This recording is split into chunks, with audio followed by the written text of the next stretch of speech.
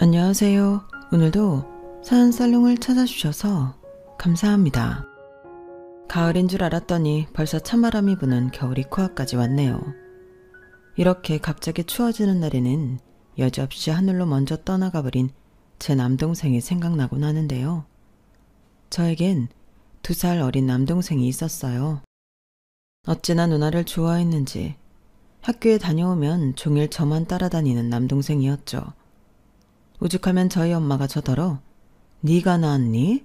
얘는 도대체 왜 이러는 거야? 할 정도로 누나 바라기였는데 이렇게 빨리 헤어질 줄 알았다면 더 많이 잘해줄 걸 가슴이 미어집니다. 동생은 제가 결혼하고 8년이 되는 해에 사고로 세상을 떠났어요. 그날은 유독 날이 추웠는데 고속도로 위 차가 미끄러지면서 대형 사고가 일어났죠. 뉴스에도 나올 정도로 큰 사고였어요. 그리고 저와 저희 가족은 충격에 빠질 수밖에 없었는데요. 그래서 4년이 지난 지금도 저희 엄마는 고속도로를 무서워하십니다. 아예 버스나 차는 타지 않고 거의 지하철만 이용하세요. 말씀으로는 막힐 걱정도 없고 편해서 그런다고 하지만 저는 알죠. 먼저 떠나보낸 아들 생각에 차를 타지 못한다는 것을요. 그리고 그 사실을 알아도 저는 평생 모르는 척 할 생각인데요. 이런 큰 슬픔을 안고 사는 저와 제 가족에겐 절대 용서하고 싶지 않은 인간이 있습니다. 그 인간은 남편의 동생이자 제 시누이인데요.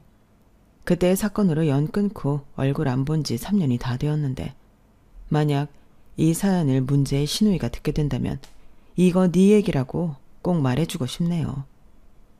저와 남편은 지인의 소개로 만나 연애를 한 케이스였어요. 둘 다 연애한 지 너무 오래돼서 누군가를 만나고 싶을 때 딱 그런 때였죠. 그리고 2년 조금 넘게 연애를 한 끝에 저희는 결혼을 약속한 진지한 사이가 되었고 그 뒤로는 자연스럽게 양가 인사를 다니는 것을 시작으로 부부의 연을 맺게 되었죠. 보통 결혼하는 과정에서 그렇게 많이 싸운다고 하던데 저희는 서로 성격도 비슷하고 생각하는 가치관이 똑같아 결혼하는 과정에서 다툼 같은 건 없었는데요. 거기에 친정이나 시댁이 누가 더 낫다고 할 것도 없이 비슷한 형편이라 집안들끼리 불편할 일도 없었어요. 저희는 애당초 양가에 도움을 청하지 않았거든요. 그리고 저에겐 2살 아래 남동생이 있었고 남편에겐 4살 어린 여동생이 있었는데 이 여동생이 문제의 시누이입니다. 아, 참고로 신우와 저는 동갑이에요.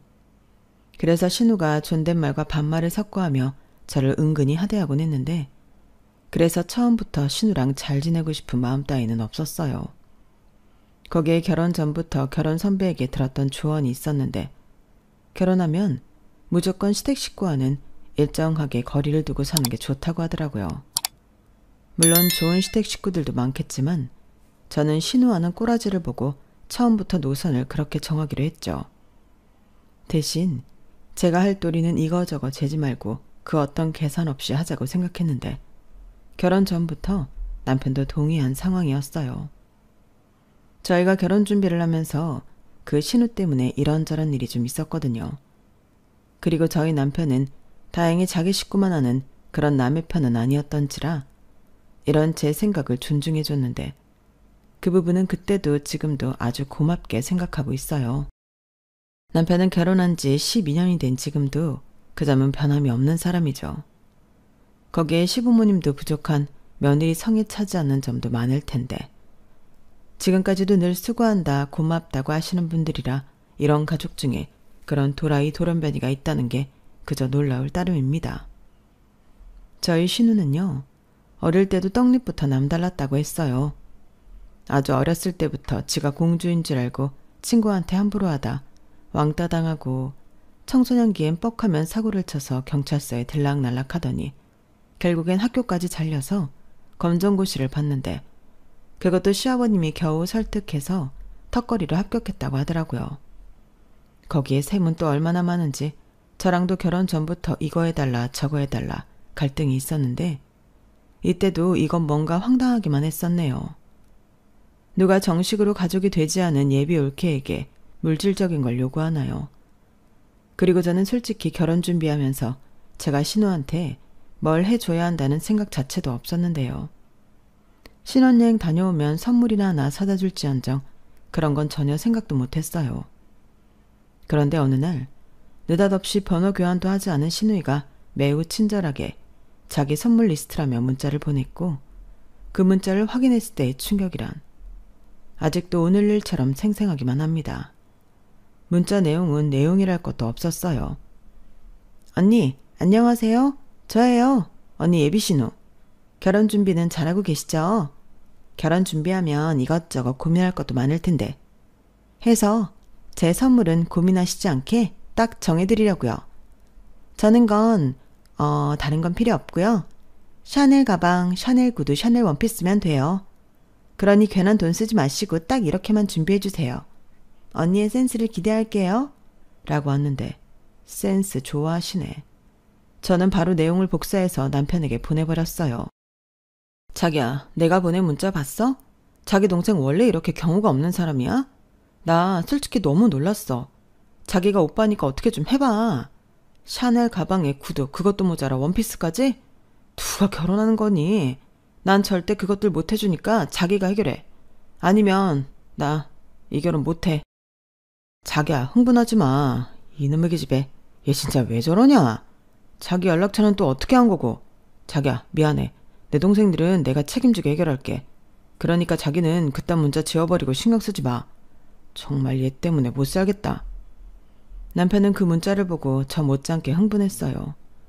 그래서 그날 저녁 남편은 퇴근 후 바로 집으로 가서 놀고 자빠져 있는 자기 동생 정신교육을 제대로 시켰다고 했는데 신우가 제가 정말로 그것들을 해줄 줄 알았다고 하더라고요. 황당했죠. 예비 올케를 상대로 한몫 단단히 잡을 생각을 하고 있던 거잖아요.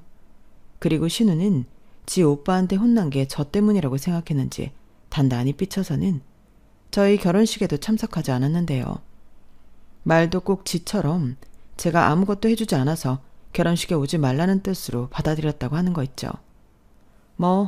솔직히 그건 제 입장에서 고마운 일이긴 했어요. 덕분에 기분 좋은 날 신우 얼굴 보고 기분 상하는 일은 없었으니 제 입장에서는 오히려 고마운 일이었죠. 그리고 저는 신우 때문에 결혼을 하지 말까도 고민한 결정적인 사건도 있었는데 그건 결혼 전 신우한테 돈을 도둑 맞은 일 때문이었어요. 왜? 결혼 준비할 때 신부 쪽에서 예단비를 드리잖아요. 저도 돌려받을 거 계산해서 500만 원을 봉투에 넣어드렸는데 남편 말로는 시부모님이 200만 원만 받으시고 300만 원은 돌려주셨다고 하셨는데 웬걸. 집에 와서 확인하니 봉투에는 100만 원만 들어있었죠. 제가 너무 의아해서 따지긴 뭐하지만 남편이 착각한 건 아닐까 싶어 남편에게 살짝 물었는데 시간이 지나 신우가 돈 봉투에 저 몰래 손을 댔다는 걸 알게 되었어요. 정말 충격적이었죠. 어떻게 옳게 될 사람의 돈에 손을 댈 수가 있냐고요. 그리고 그때도 정말 황당한 말을 들었는데 제가 그걸 따지고 들 줄은 몰랐다고 하더라고요. 올케 언니도 정말 대단하다.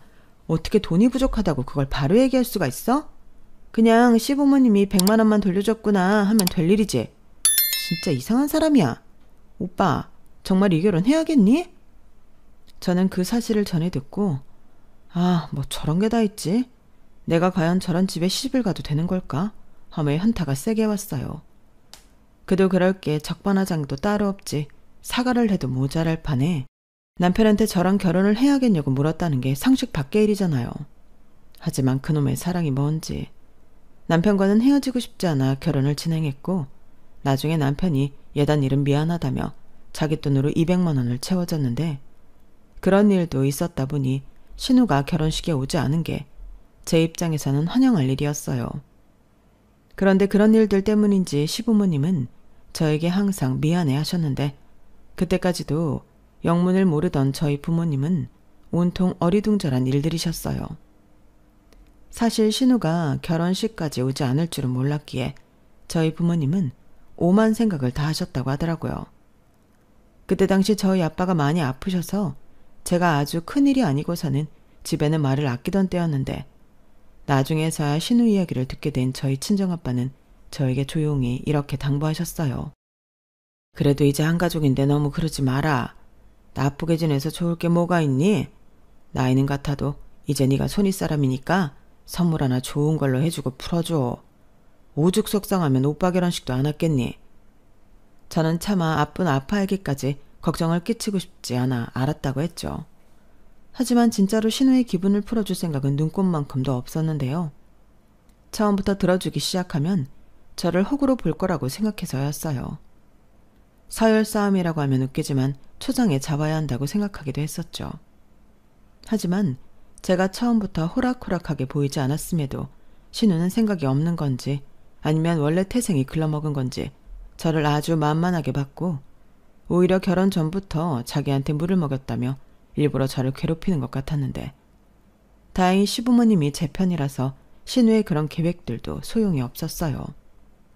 그때부터는 어쩐지 시부모님이 저와 저희 부모님에게 신우를 창피해하는 느낌도 받았는데 정작 신우는 자기 부모인데도 그러거나 말거나 하더군요. 저도 저희 부모님한테는 같은 자식이고 딸인데 신우는 이해할 수 없었어요.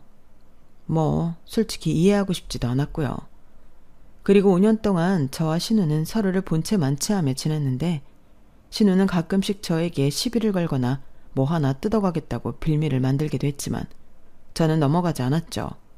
아니, 넘어갈 새가 없었어요. 저희 아빠가 긴 투명 생활 끝에 저희 가족의 곁을 떠나셨거든요.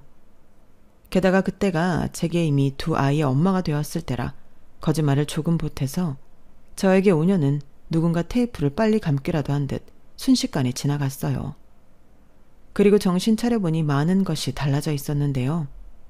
저희 부부는 그간 열심히 노력한 끝에 청약에 당첨이 되어 꿈에 그리던 내 집 장만에 성공하게 되었어요. 물론 대출이 있긴 했지만 너무나도 뿌듯했었는데요. 그러면서 너무 들뜬 나머지 앞으로 저에겐 더 큰 행복만이 기다리고 있을 거라고 자만했어요. 그리고 그렇게 방심한 어느 날 조금 더 제 곁에 머물러 줄 줄 알았던 아빠가 돌아가셨고 그 일과 맞물려 신우가 혼전 임신을 해 시댁이 발칵 뒤집어졌는데 신우는 마치 자기가 줄리엣이라도 된 것처럼 결혼시켜주지 않으면 뱃속의 아이랑 같이 콱 죽어버리겠다며 지랄 생쇼를 했어요. 하지만 시부모님은 아랑곳하지 않으시고 결혼은 절대 안 된다며 반대를 하셨는데 신우는 지 사랑이 무슨 불굴의 사랑이라며 혼인신고를 해버렸죠. 그리고 무슨 깡인지 돈 한 푼 없으면서 결혼식장을 덜컥 잡아버렸는데요. 그렇게 무대뽀로 결혼을 감행하더니 하필이면 저희 동네로 신혼집을 구했다고 하더군요. 정말 최악이었어요. 사실 그때부터 기분이 쎄하긴 했거든요. 거기에 들어보니 신우 남편이 이렇다 할 직업도 없이 허황된 꿈만 쫓는 사람이었는데 아니나 다를까 신우는 맨날 돈이 없다며 저희 집을 편의점처럼 이용하려 하더군요. 필요한 건 저희 집에서 구해가는데 어떤 날은 종량제 쓰레기 봉투도 없다며 그것도 달라고 하는데 황당했죠. 그래도 어쩌나요? 쓰레기 봉투가 없어서 쓰레기도 못 버린다고 하는데 줘야죠. 그리고 황당한 일은 그뿐만이 아니었는데 신우는 제가 동네 마트에서 장을 보고 있다고 하면 조금만 기다려달라고 하고는 쪼르르 슬리퍼만 신고 마트까지 따라와 같이 장을 보고 계산은 저한테 밀어버리는 등 얌체짓을 잘도 했어요. 그건 거의 상습법 수준이었는데요. 물론 처음엔 형편이 어려우니 그러나 보다 하고 이해하려 했어요. 어찌됐든 미운하고나 남편 동생이고 임신 중이니 올케로서 그 정도는 도와주자 싶었죠. 그런데 호의가 계속되면 호구가 된다고.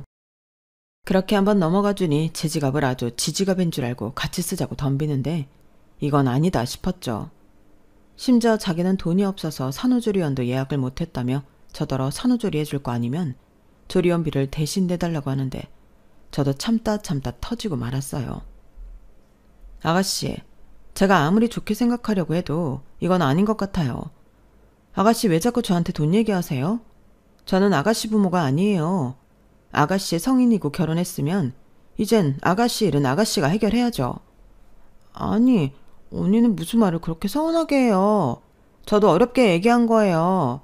언니도 아시잖아요. 저 결혼하면서 저희 부모님이 저한테 완전히 등 돌리다시피 한 거.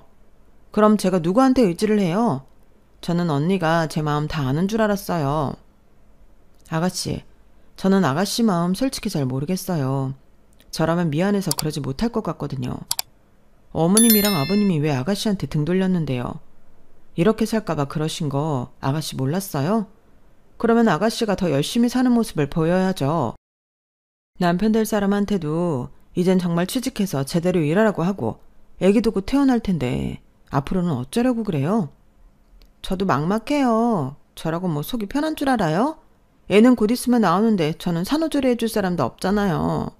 언니야, 우리 오빠가 돈 잘 벌어오니까 애 키우면서 걱정 없겠죠. 그러니까 여유 있는 언니가 저 좀 도와주면 안 돼요? 제가 남도 아니잖아요. 아니요, 저한테는 남이랑 다를 바 없죠. 아가씨는 애들 아빠 동생이지 제 동생이 아니잖아요. 그러니까 앞으로는 돈 얘기하고 싶으면 저한테 말고 오빠한테 해요. 저 정말 중간에서 곤란하고 너무 힘들어요. 그리고 제 말 서운하다 생각하지 말고 지금이라도 어떻게 살지 고민 좀 해보세요. 신우는 제 말에 기분이 나빴는지 삐쳐서는 한동안 모습을 보이지 않았어요. 저도 일부러 연락하지 않았죠. 제가 심보가 나쁜 건지 신우 꼴 아직 안 보니 좀 편하더라고요. 하지만 그래도 핏줄이라고 남편은 자기 동생이 신경이 쓰였는지 제 눈치를 보고 이렇게 말하더군요. 저기 여보, 내가 이런 말하면 당신이 어떻게 생각할지 모르겠는데 은영이한테 다만 얼마라도 해주는 게 어때? 나도 내 동생 이쁘진 않지만 그래도 곧 있으면 애도 태어날 텐데 걔들이 뭘 준비했겠어. 내가 차마 당신한테 은영이 산후조리 해달라는 말은 못하겠고 태어나려는 죄가 없으니까 마지막으로 생각하고 한 번만 은영이 도와주면 안 될까? 내가 자기 마음 모르는 거 아닌데 나는 솔직히 좀 불안해. 나라고 뭐 처음부터 자기 동생이 싫었겠어? 나도 처음엔 별 생각 없이 필요한 거 있다고 하면 사주고 했는데 결국엔 그게 독이 됐잖아. 근데 이번에도 도와주면 아가씨가 마지막이라고 생각할까? 당신은 이 이상 감당할 수 있어? 미안한데 나는 못해. 이런 말해서 미안한데 나는 아가씨가 우리 동네 이사 오고 우리 애들한테도 신경 못 쓰고 우리 엄마도 못 챙기고 있잖아. 나 솔직히 너무 스트레스 받아. 알아. 알지. 그건 정말 미안하게 생각해. 알았어. 조금만 더 고민해보자. 남편은 제가 난색을 표현하자 한 발 물러서는 듯 말했어요. 그리고 며칠 후 신우는 조카를 낳았는데요. 그래도 딸이라고 시어머님이 산후조리를 해주시러 오셨더라고요. 그리고 아기를 봐서 필요한 용품들을 지원해 주셨는데 그러니 신우가 기고만장해져서는 저에게 이딴 소리를 짓거렸어요. 언니는 내가 언니네 아니면 산후조리도 못하고 빌빌 걸릴 줄 알았죠? 그래도 그러는 게 아니에요. 제가 이래봬도 언니 신우라고요. 제가 신우의 짓이라도 하면 어쩌려고 그래요? 그러지 말고 제가 마지막으로 기회를 줄 테니 생각 좀 잘해보세요. 제가 생각해봤는데 언니 아직 저희 출산 선물도 안 해줬잖아요. 이제 와서 애기용품 받는 것도 그렇고 그냥 매달 10만 원씩 우리 애기 적금 넣어준다고 생각하고 제 계좌로 입금하는 거 어때요? 삼촌이랑 외숙모면 그 정도는 해줄 수 있잖아요. 그러는 아가씨는 저한테 뭐 해줬는데요? 저는 출산도 무려 2번이나 했는데 아가씨한테 뭐 하나 받은 기억은 없거든요. 그리고 아가씨도 저희 애들한테는 고모인데 아가씨가 먼저 저희들 앞으로 입금해주면 저도 할게요. 뭐예요? 언니는 벼룩에 간을 빼먹어요. 제가 그럴 돈이 어딨어요? 정말 무슨 말을 못해. 언니 정말 그렇게 살지 마요. 있는 사람들이 더 한다고. 언니 그렇게 살면 천벌 받아요. 저는 신우의 악담에 기분이 너무 나빴어요. 자기가 먼저 시작해놓고서 저런 말을 하는 그 심보는 뭐예요? 그래서 남편한테 이야기하고 아무리 사정이 딱해도 어떤 것도 해주고 싶지 않다고 제 의사를 전했는데요. 남편은 그 망할 기집애가 또 그래? 아유, 동생이라고 좀 생각해주려고 했더니 걔는 어떻게 철이 안 드냐. 자기가 하고 싶은 대로 해. 나는 무조건 당신 편이야. 라며 제 편을 들어줬어요. 그래서 그날 이후로는 신우 전화가 울려도 받지 않고 집에 찾아와 초인종을 눌러도 없는 척 문을 열어주지 않았는데 좀 성가시긴 했지만 그 전에 비하면 훨씬 삶의 질이 좋아졌죠. 그렇게 살기를 몇 달이 지났어요. 가을이 지나고 추운 겨울이 찾아와 아직 어린 저희 아이들은 서로 독감을 주고받으며 난리도 아니었는데요. 그러던 어느 날 친정 엄마에게서 다급한 연락이 왔어요. 마른 하늘의 날벼락 같은 그 연락은 저를 아무것도 할 수 없게 만들었죠. 지영아, 이를 어쩌면 좋으니? 글쎄 우리 치우기가. 친정엄마는 목이 메어 말을 제대로 하지 못하셨어요. 그리고 겨우겨우 저에게 동생이 고속도로에서 사고가 났다며 병원으로 급히 오라고 했는데 무슨 정신으로 병원에 갔는지도, 신발도 짝짝이를 신고 병원으로 달려갔어요. 하지만 동생은 이미 떠난 후였고 저희 엄마는 병원이 떠나가도록 통곡을 하셨는데 결국 충격에 졸도를 하시고 마셨어요. 저도 혼이 반쯤은 나가 있었는데 벌써 가족을 둘이나 먼저 보내니 왜 나한테만 이런 일들이 생기는 건가 세상이 원망스럽더군요. 그리고 동생이 저에게 잘해줬던 일들이 스쳐 지나가는데 너무 마음이 아파 심장이 찢어지는 것 같았어요. 동생은 제가 됐다고 해도 제 결혼할 때 모아놓은 지 전 재산을 저에게 입금했어요. 혼수라도 더 좋은 걸로 하라며 어찌나 말도 예쁘게 하던지. 샤넬 타령하는 누구랑은 판이하게 달랐죠. 거기에 조카들이 태어나자 외삼촌이라고 저희 애들한테도 정말 잘했는데요. 그런 동생을 하루아침에 잃었다는 게 믿을 수가 없었어요. 그러니 제정신으로 잊는다는 게 거의 불가능했고, 그렇게 경황이 없으니 뒤늦게 남편 생각이 나서 남편에게 울면서 전화를 했네요. 그리고 남편의 연락을 받으셨는지 시부모님이 남편보다 먼저 달려오셨는데 감사하게도 저희 시부모님이 저와 친정엄마를 챙겨주셨어요. 그 뒤 남편이 도착해 충격으로 아무것도 못하는 저와 친정엄마 대신 동생의 장례 절차를 진행했는데 3일 동안 혼자 이리 뛰고 저리 뛰며 할 일을 모두 혼자 다 처리하다시피 해줬죠. 정작 저희와 저희 엄마는 슬픔에 잠겨 제대로 문상객과 인사조차 나누지 못했어요. 솔직히 아빠가 떠났을 때도 이 정도는 아니었는데 동생의 죽음은 그만큼 저희 모녀에겐 악몽 같은 일이었어요. 잠도 자지 못하고 식사도 못하는, 그야말로 숨 쉬는 것도 힘든 시간이었죠. 민서 엄마야, 밥도 안 먹고 너 그러다 쓰러진다. 너라도 버텨야 네 엄마가 너를 의지하지. 네가 그러고 있으면 네 엄마는 어떡하라고.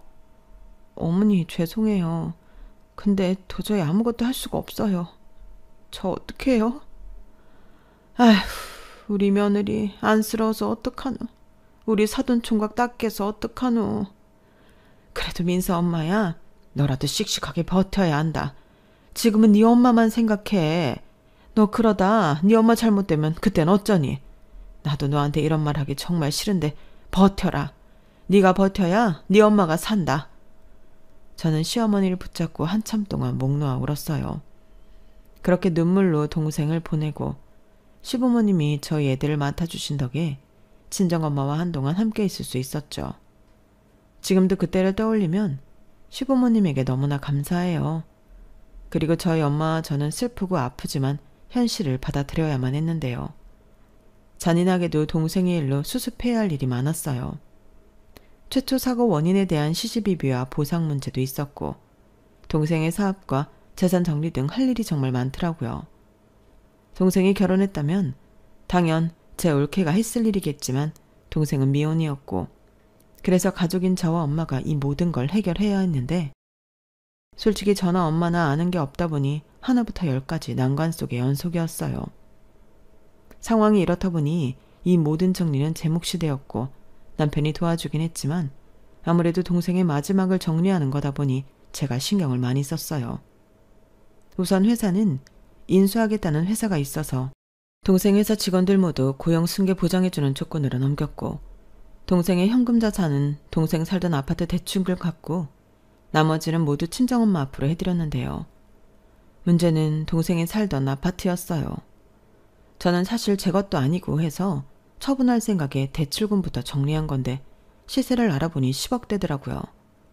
대형 평수는 아니었는데 솔직히 좀 놀라긴 했어요. 제가 부동산에 대해 잘 모르기도 해서 더 그랬죠. 동생 사업이 잘 되는 줄은 알았지만 생각보다 동생이 자산을 현명하게 잘 모으고 있었더군요. 그런데 제가 처분하려고 하니 부동산에서 말렸어요. 너무 아깝다는 이유였죠. 앞으로 향후 몇 년은 계속 오를 건데 차라리 월세든 전세든 세를 주라고 하는데 그런 얘기를 들으니 고민이 됐어요.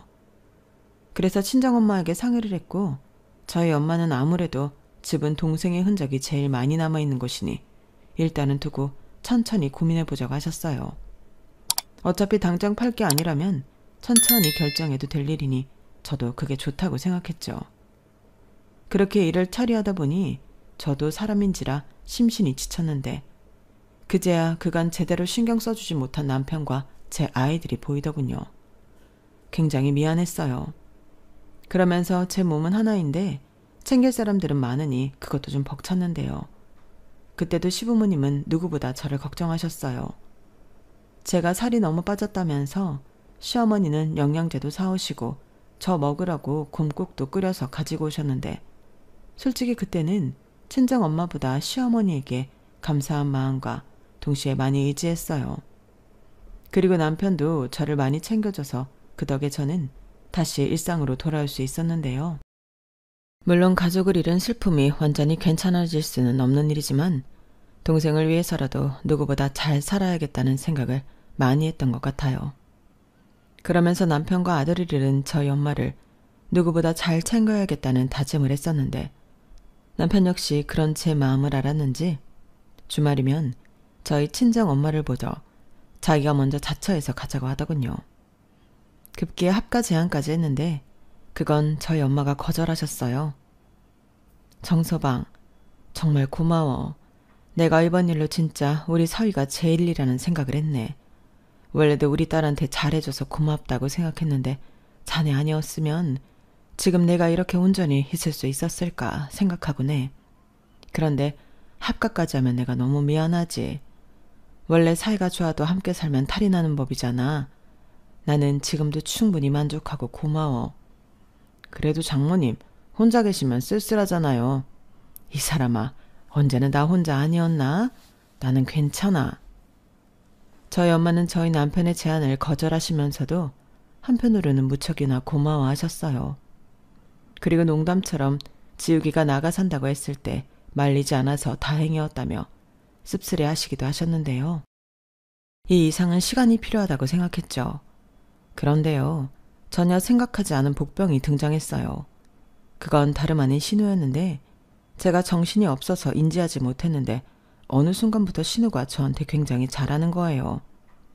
제 동생 장례식장에도 부정 탄다고 꽃배기도 비치지 않더니 제가 동생 재산 정리한다고 바쁠 때는 자기가 자처해서 저희 집 청소도 하고 저희 애들 식사도 챙기는 등 안 하던 짓을 했는데 그때는 경황이 없어서 이상하다는 생각도 하지 못했어요. 물론 고마운 일이고 신우를 다시 보는 계기가 되었지만 워낙에 신뢰가 없었기 때문에 반신반의했었죠. 하지만 내심 자기도 결혼하고 가족이 생겨서 철이 든 거면 좋겠다고 생각했는데 역시나 사람은 변하지 않더라고요. 언니, 엄마한테 얘기 들었어요. 언니 이제 정신없는 거 얼추 끝났다면서요? 그동안 많이 힘드셨죠? 고생했어요. 고생은요. 제가 그동안 정신이 없어서 아가씨한테 고마웠다는 인사도 못했네요. 우리 집 청소도 해주고 신경 많이 썼다면서요? 고마워요. 뭘요, 가족끼리. 힘든 일 있으면 서로 돕고 해야죠. 저희가 남인가요? 올케 언니는 저를 남이라고 생각하시겠지만 저는 언니를 제 친언니라고 생각해서 그건 당연하다고 생각해요. 네. 근데 언니 동생분이 나이는 어려도 재산이 꽤 된다면서요? 그거 다 정리하신 거예요? 네. 이젠 동생 살던 아파트만 빼면 다 정리했어요. 그렇구나. 혹시 동생분이 살던 아파트 어딘지 제가 알 수 있을까요? 왜요? 저도 이제 슬슬 이사를 생각해야 해서 이 동네 저 동네 알아보는데 제가 요즘 집에 관심이 많다 보니까 동생분이 꽤나 비싼 아파트에서 살고 계셨겠죠? 지금 제가 사는 곳보다는 훨씬 비싸더라고요. 평수도 저희 평수보다 작은데 근데 그 동네는 좀 비싸서 아가씨가 알아봐도 소용없을 것 같아요.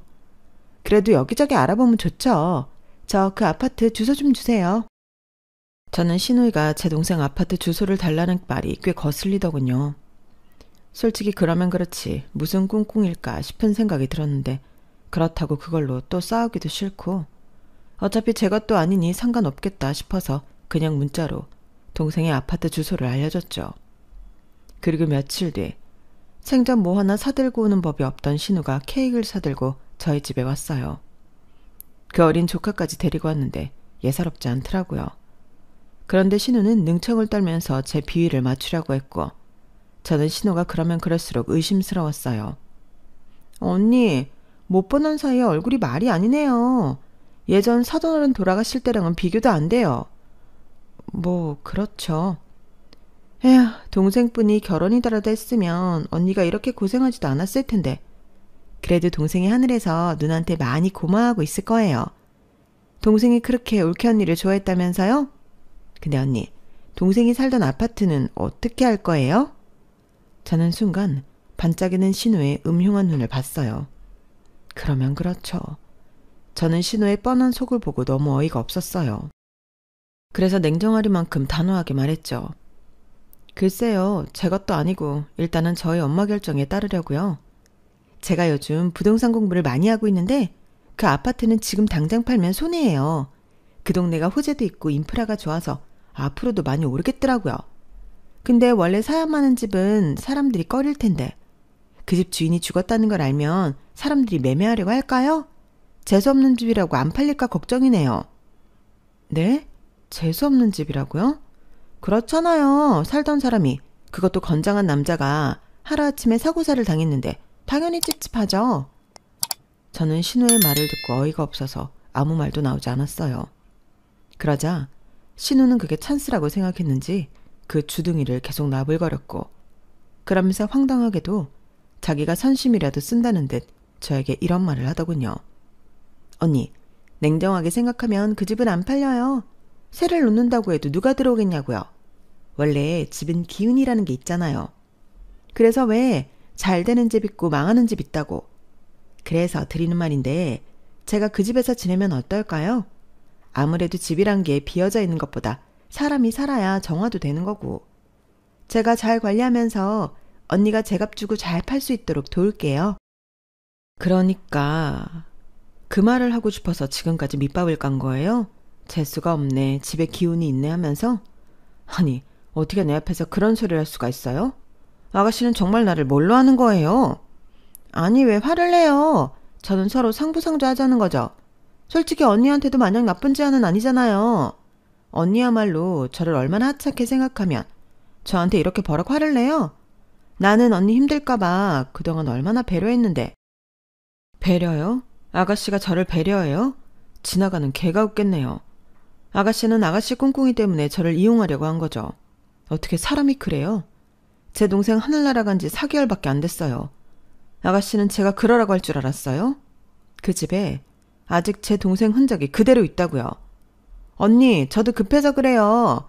망할 그 새끼가 집 보증금 들고 튀었단 말이에요. 집주인이 당장 집 빼라고 하는데 제가 이 피덩이 데리고 어딜 가요. 저 그 집 아니면 당장 언니 집에 들어와야 할 판이에요. 언니는 제가 그랬으면 좋겠어요? 올케 언니고 가족이면 당연히 신우인 저를 도와줘야죠.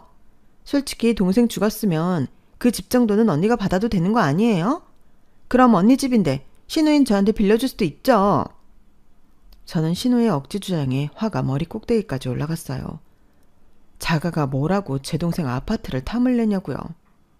그래서 홧김에 신우이가 사온 케이크를 꺼내 신우 얼굴에 그대로 던져버렸고 신우는 얼굴에 케이크 범벅을 하고는 비명을 지르며 난리를 치더군요. 아씨, 지금 뭐 하는 거예요? 이게 아주 올케 언니라고 존칭 서주니까 나를 아주 물러보내. 야, 너 미쳤어? 그래, 미쳤다.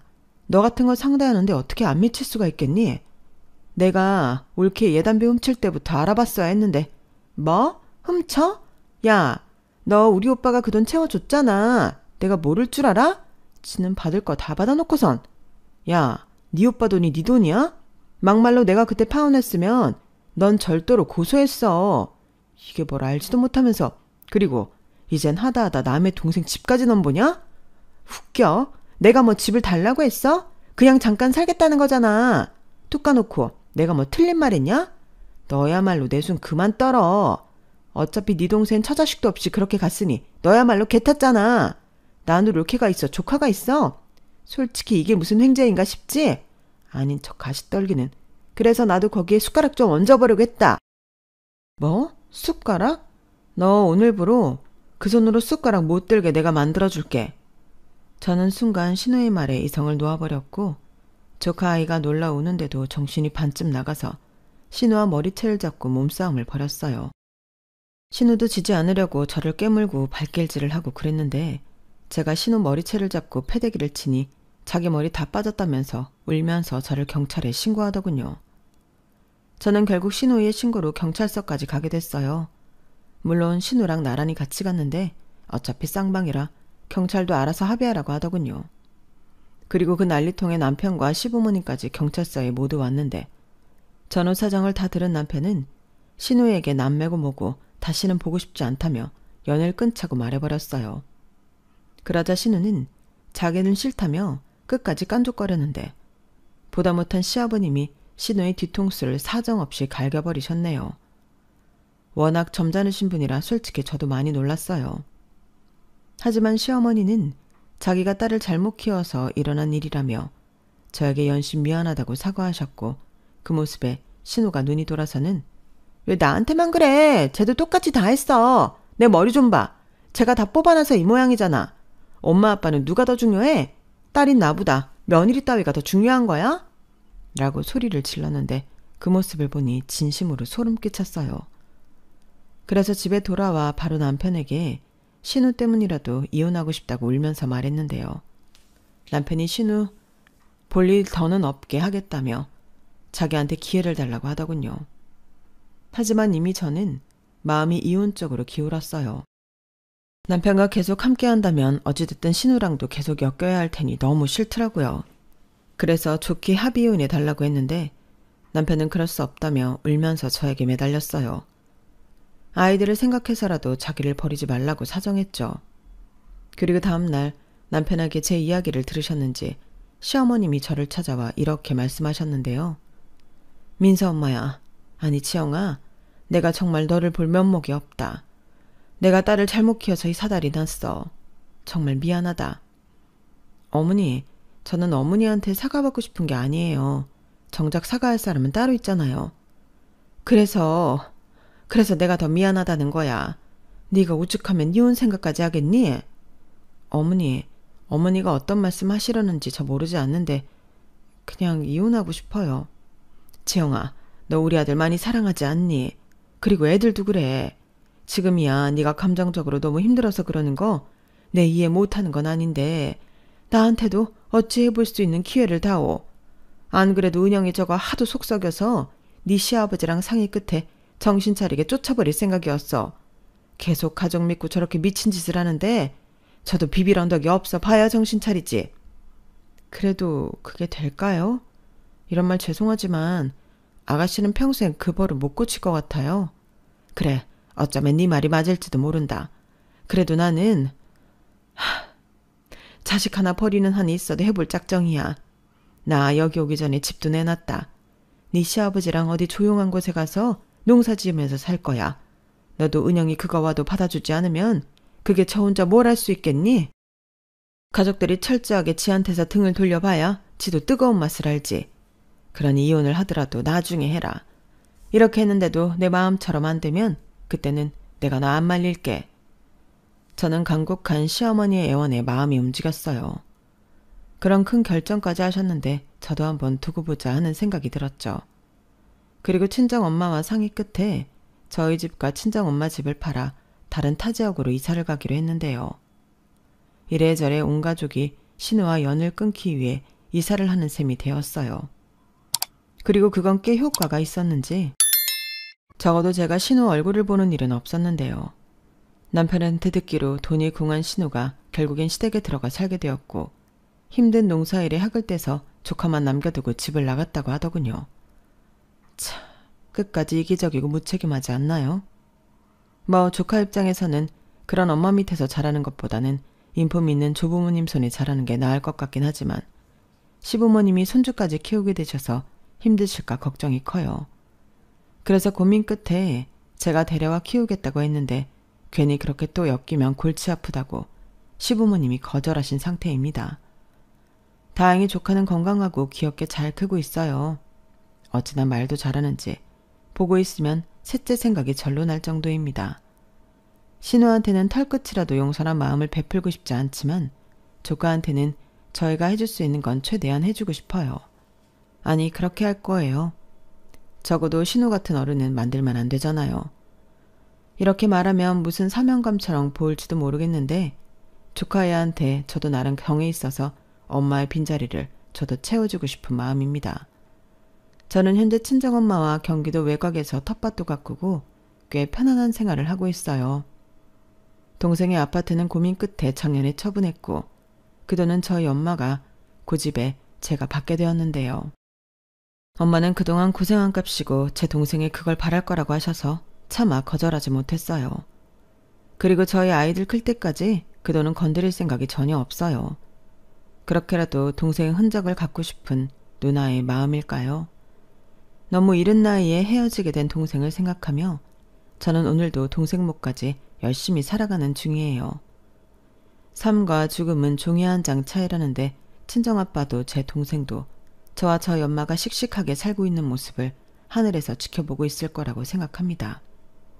그리고 할 수 있다면 다음 생에도 한 가족으로 태어나고 싶은데요. 그때는 우리 네 식구 아주 오래오래 함께 했으면 좋겠어요. 그리고 끝으로 저 하나를 위해 어려운 결심해준 남편과 시부모님께 무한한 감사의 마음을 전하고 싶은데요. 제가 앞으로 아내로서 며느리로서 최선을 다하겠다고 이 자리를 빌어 약속하고 싶습니다. 이 모든 일이 한 사람 때문에 일어났다는 게 좀 유감이긴 하지만 신우가 이젠 제발 정신 차리고 남한테 피해 끼치지 않는 삶을 살았으면 좋겠어요. 물론 그렇다고 해서 다시 볼 생각은 전혀 없지만요. 제가 너무 뒤끝 있나요? 그래도 어쩔 수 없죠. 이게 모두 인과응보니까요. 그러게 적당히 써야죠. 아무리 가족이라도 넘지 말아야 할 선은 지키는 게 배려라고 생각합니다. 가족이니까 괜찮다는 생각은 정말 위험한 거잖아요. 그러니 여러분들도 건강한 관계 유지하시면서 사랑하는 가족들과 행복한 시간만 공유하시길 바랄게요. 제 이야기는 여기까지고요. 지금까지 함께 해주셔서 대단히 감사드립니다. 항상 건강하시고요. 오늘 하루도 행복한 하루 보내세요. 여러분, 사연 댓글에 응원과 현명한 조언 부탁드려요. 좋아요와 구독은 저에게 큰 힘이 됩니다. 오늘도 좋은 일 가득하세요.